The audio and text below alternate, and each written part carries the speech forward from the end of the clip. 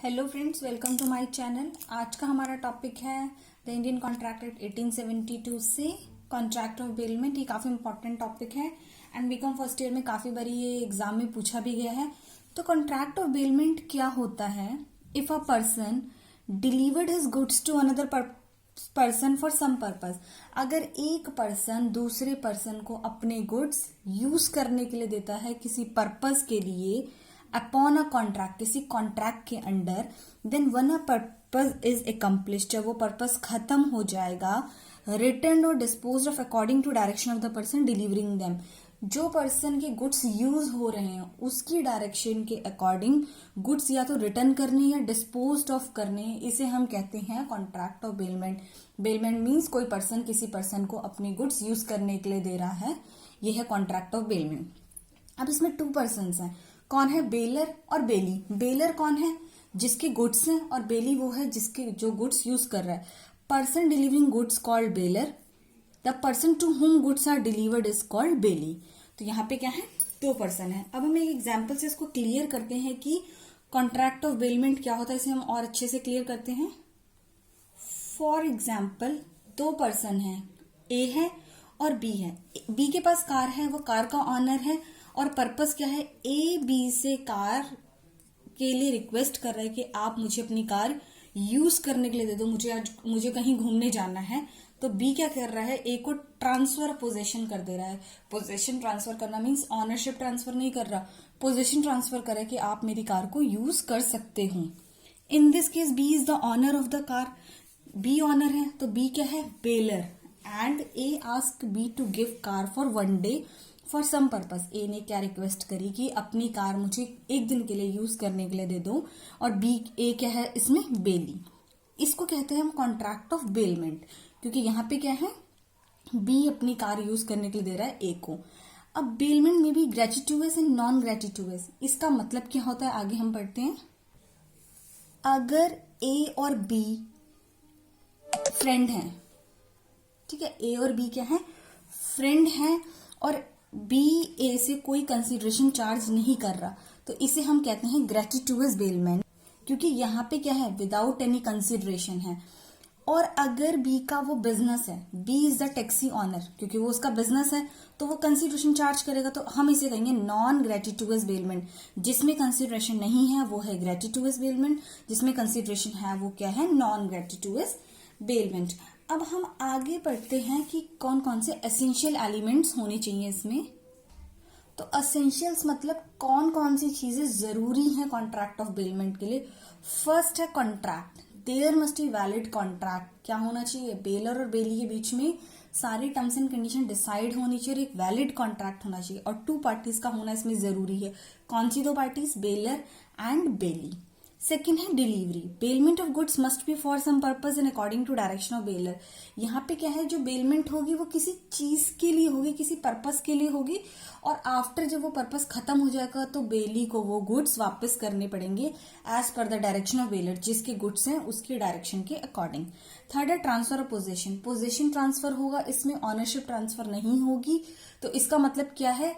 यहाँ पे कोई ऑनर सेल नहीं हो रही है, क्या है? सिर्फ right to use of goods दिया जा रहा है, ना कि गुड्स की ऑनरशिप ट्रांसफर हो रही है। गुड्स मस्ट बी रिटर्न, यहाँ पे क्या होगा? बेली को गुड्स यूज करने के बाद रिटर्न करने पड़ेंगे बेलर को। अब हम आगे पढ़ते हैं ड्यूटीज ऑफ बेली। बेली की क्या क्या ड्यूटीज बनती हैं अगर वो किसी के गुड्स यूज कर रहा है तो।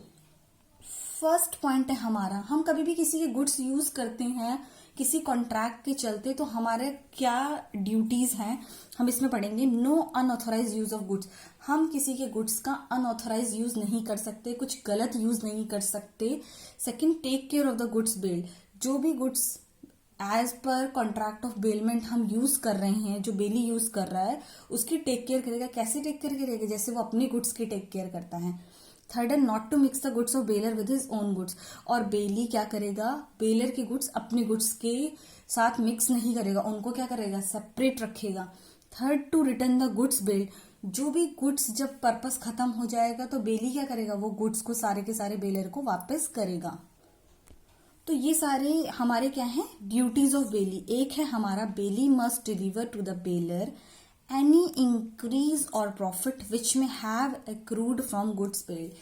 अगर बेली को कुछ प्रॉफिट होता है या गुड्स बढ़ जाते हैं, अब गुड्स बढ़ेंगे कैसे? For example, A leaves a cow in the custody of B. A ने अपनी गाय किसको दे दी? कस्टडी ऑफ बी को, टू टेक केयर ऑफ, कि आप इसकी केयर करोगे। The cow has a calf, तो काउ ने क्या किया? Has given birth to a calf, तो B is bound to deliver cow and calf as well to A. तो जो बी को क्या करना पड़ेगा? उसको काउ के साथ काफ भी देना पड़ेगा ए को, क्योंकि वो ए के गुड्स थे। तो इसका मतलब ये है कि अगर कोई गुड्स में इंक्रीज होता है या प्रॉफिट बढ़ता है तो बेली उस गुड्स को क्या करेगा? बेली की ड्यूटी बनती है कि वो गुड्स को वापस करेगा। फिर है हमारा राइट्स ऑफ बेली। बेली के क्या क्या राइट्स हैं, क्या क्या अधिकार हैं? If bailor does not perform any of his duty, अगर बेलर कोई अपनी ड्यूटी परफॉर्म नहीं कर रहा है, bailee has a right to sue bailor. तो बेली के पास क्या है? राइट है कि वो बेलर पे केस कर सकती है। कोई भी ड्यूटीज हो सकती है, ये कुछ एज पर कॉन्ट्रैक्ट नहीं कर रहा, तो बेली के पास पूरे पूरे राइट्स हैं। सेकेंड पॉइंट है हमारा, बेली हैज राइट ऑफ लियन। लियन मतलब होता है कि वो गुड्स को अपने पास रखने का राइट है बेली के पास। किस केस में? It means that if goods are bailed for a particular purpose, अगर गुड्स किसी पर्टिकुलर पर्पज के लिए दिए गए हैं and bailee has incurred expenses and charges against the goods, और बेली ने क्या करा है? कुछ एक्सपेंसेस और कुछ चार्जेस इनकर्ड कर दी हैं उन गुड्स के लिए, then he has right to retain the goods until charges paid to him. तो बेली के पास क्या है? पूरे राइट्स हैं कि जब तक बेलर उसके पैसे वापस नहीं करता वो गुड्स अपने पास रख सकता है। ये क्या है? राइट ऑफ लियन, क्या बेली के पास ये सारे राइट्स हैं।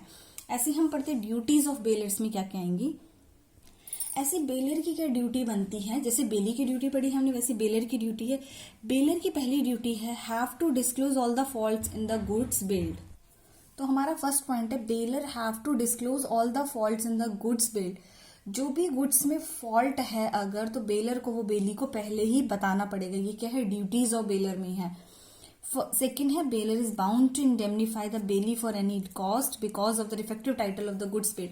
अगर बेलर कोई बात छुपाता है और उसके गुड्स में फॉल्ट था और उसकी वजह से बेली को कुछ खर्चे उठाने पड़ते हैं because of the defective title of goods paid, क्योंकि उसके गुड्स ठीक नहीं थे, इसके चलते अगर बेली को कुछ खर्चे उठाने पड़ते हैं तो बेलर के पास बेलर की ड्यूटी बनती है कि वो उन लॉस को इंडेमनीफाई करेगा, मतलब लॉस को बियर करेगा जो भी लॉस हुए हैं। तो ये है ड्यूटीज ऑफ बेलर में। थर्ड पॉइंट हमारा, goods are bailed for hire. अगर गुड्स किसी को हायर पे दिए जाते हैं, मतलब रेंट पे दिए जाते हैं, the bailor is liable to pay damages even if bailor did not know fault in the goods paid. तो बेलर की क्या है? ड्यूटी है कि जो भी डैमेजेस होंगे वो बेलर पे करेगा। इनफैक्ट अगर उसको फॉल्ट नहीं भी पता तब भी बेलर का, क्योंकि बेलर के गुड्स है तो बेलर की ड्यूटी बनती है कि वो उसके अगेंस्ट जो भी चार्जेस आ रहे हैं वो पे करेगा। ऐसे ही क्या कुछ राइट्स हैं बेलर के। बेलर की क्या क्या राइट्स हैं? Has right to enforce by suit all the liabilities और ड्यूटी ऑफ बेली। अगर बेली की जो भी लायबिलिटीज हैं, जो भी ड्यूटीज हैं, अगर बेली उनको नहीं परफॉर्म करे तो बेलर के पास क्या राइट है? वो उस पर केस कर सकता है। सेकेंड है, bailor can terminate the contract if bailee does not act as per the agreement. Bailor के पास राइट है, अगर उसके गुड्स वो ठीक से यूज नहीं कर रहा, ये एग्रीमेंट के अकॉर्डिंग नहीं चल रहा, तो बेलर के पास राइट है कि वो एग्रीमेंट को टर्मिनेट कर सकता है, एग्रीमेंट को कैंसिल कर सकता है। थर्ड है, bailor can recover damages from bailee if any damage cause to goods due to bailee negligence. क्योंकि गुड्स किसके हैं? बेलर के हैं। अगर बेली की लापरवाही से कुछ डैमेजेस होते हैं तो बेलर के पास राइट है कि वो उन डैमेजेस का क्लेम करेगा बेली से। फोर्थ है, bailor can claim any increase or profit which arise from goods bailed. अगर कुछ गुड्स में इंक्रीज होता है या प्रॉफिट होता है, जैसे मैंने आपको एग्जांपल दिया था ना काउ और काफ का, तो वैसे ही अगर गुड्स में कुछ इंक्रीज होता है तो बेलर की राइट है कि वो जो इंक्रीज इन गुड्स है वो क्लेम कर सकता है, किससे? बेली से। तो ये फ्रेंड्स हमारे ड्यूटीज और राइट्स बेलर और बेली के हमने आज के टॉपिक में डिस्कस कर लिए। तो काफी इंपॉर्टेंट टॉपिक है ये। CA, CS, CWA, BCom, MCom, LLBB, इन सब में ये टॉपिक्स पूछे गए हैं। तो फ्रेंड्स अगर आपको मेरा वीडियो पसंद आया तो प्लीज इसे लाइक एंड सब्सक्राइब करना ना भूले। Thank you friends.